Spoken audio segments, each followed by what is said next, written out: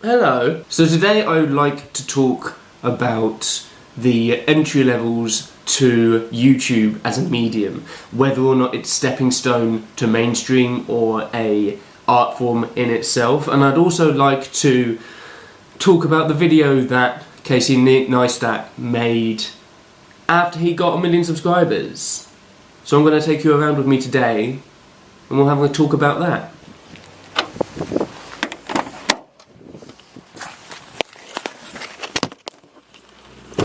Antonia has a right to hear from To hell with Antonia's right. Antonia has forfeited her rights. Martin, you had a mistress for close on 3 years while married to me. How do you know these things? You made her pregnant.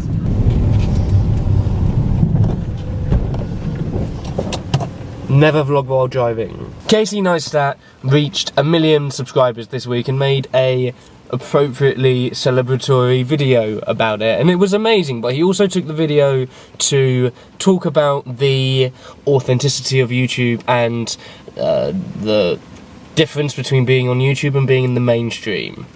He said specifically this. See, historically, filmmaking has always been an elitist art form. Here's what I mean. If you wanted to be a painter, you needed a brush and paint. If you wanted to be a writer, you needed a pen and paper. But if you wanted to be a filmmaker, you needed cameras and film and lenses and gear and people and actors and money and connections and distribution. You needed to know important people. It's never been an accessible means of self-expression. But technology changed that. The beauty of putting movies on the internet is that it's democratic. It's egalitarian, and most importantly, it's a meritocracy. No, it's not. I've been vlogging on this platform since 2007, back when I was using a £15 webcam that I bought from Argos that still had the time ticker in the bottom left-hand corner and was grainy and terrible, and it took me 3 months to be able to figure out how to use Windows Movie Maker, which was the only editing software that I was able to use because it came free with the PC that my parents owned. Those who are starting to vlog now are increasingly pressured to use incredibly high-level technology in order to create the vlogs that they want. People like Casey use incredibly expensive cameras, incredibly expensive equipment, have teams around them. There's a lot of vloggers who have people who shoot and edit their videos for them now, and that is now seen as the minimum in order for you to be able to be legitimate on YouTube. And I think the sooner that we realise that this illusion of YouTube being democratic and being a place where anybody can make it big, the sooner we realise that that is a load of BS, I think it's the better for us, because then we can move forward as a community, and the sooner we can, you know, accept that you don't have to have a bloody DSLR in order to make it. I'm not shading on Casey for this. Casey has a very different kind of experience with YouTube to, I think, a lot of the people that I associate YouTube with. The people who were vlogging in the late 2010s. He is first and foremost a filmmaker who had the frustrations of having to deal with the mainstream and having to deal with gatekeepers. And compared to how the mainstream kind of film industry is, YouTube is an incredibly refreshing place to be. But the thing is, so many people see the kind of vlogs that people make nowadays, those who are the biggest creators, and they have management companies and teams behind them, and editing teams, and sponsorship deals, and then they're like, oh, that's not something I can do. I have an eyesight on an iMac. That's it. And I think that that's terrible, because this increased level of bar of entry, this increased level of benchmark, means that when I was like 16, 17, 18, I would have never thought of making videos. I'd have never thought of starting on this medium, and this medium has changed my life probably more than anything. And I want that opportunity to be for everybody. Let's go home.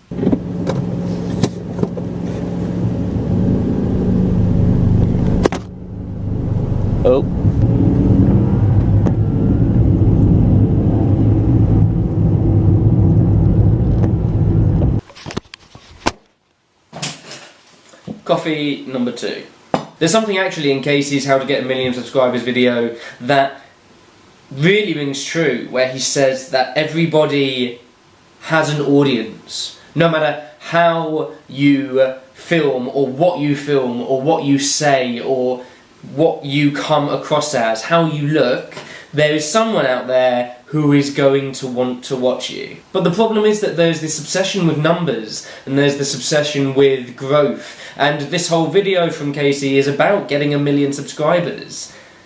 If you're going to empower people at the bottom to start making stuff, then you need to stop them thinking about the numbers game from off the bat, and start them thinking about making stuff that they are really, really proud of. And you are capable of making stuff that you're really proud of if your footage is a bit grainy, if your audio isn't perfect. I am probably considered by a lot of people a small YouTuber, about 18,000 subscribers. I am incredibly low budget. I don't have a DSLR camera. I film some of my most successful videos have been filmed on the iSight on my laptop. I'm filming right now on a camera that I have accidentally kind of stolen from a friend. Sorry Ali, I'll get this back to you soon. And then whenever I can, I'm lucky enough to have the resource of the YouTube space where I can rent stuff out for free for the day, which is insane that I have that resource. So what can those of you who have been around for a while actually do about the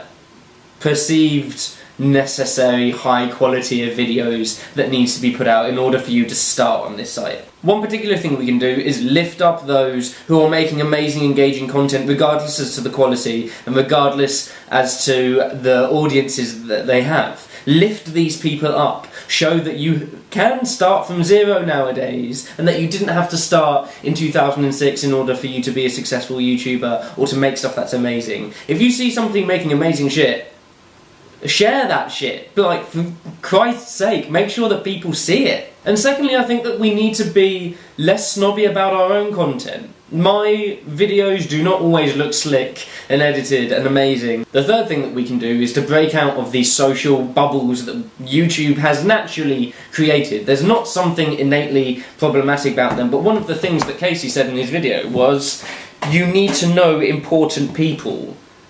And that is how you grow a channel these days. The way that you become the next big thing is by collaborating with somebody who has an established audience, or by working with somebody who has an established audience. And that is yet another, outside of finance, that is yet another high barrier to entry that young kids who want to be filmmakers, who want to vlog, who want to share their lives, are struggling with if they see YouTube, want to do it, and then are like, but it's difficult. Those of us who are established in the YouTube community should be working with perhaps people outside of our comfort zone, outside of our friendship group.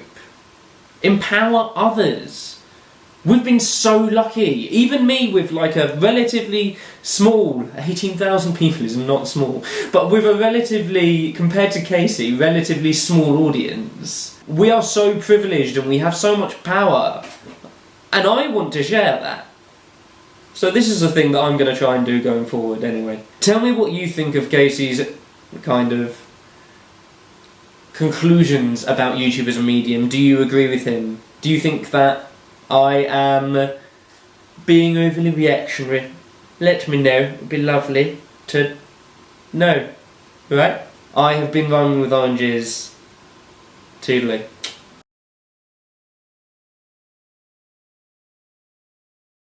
Make sure that you watch Casey's video, you can see that up the top here, and one of my friends, Rosianna, also made a fantastic analysis of this whole discussion down below, where she basically talks about the fact that rather than selling products these days, YouTubers are selling themselves, are selling their lifestyle. Look at how awesome my life is. I get to travel, I get to make films, I get to hang out with cool people.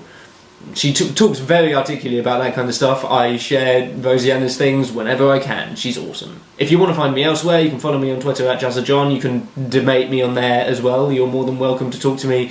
I also have a weekly podcast where I talk about politics and social issues and just have some totes bants with my mate Jimmy. You can check that out here. Thank you very much for watching.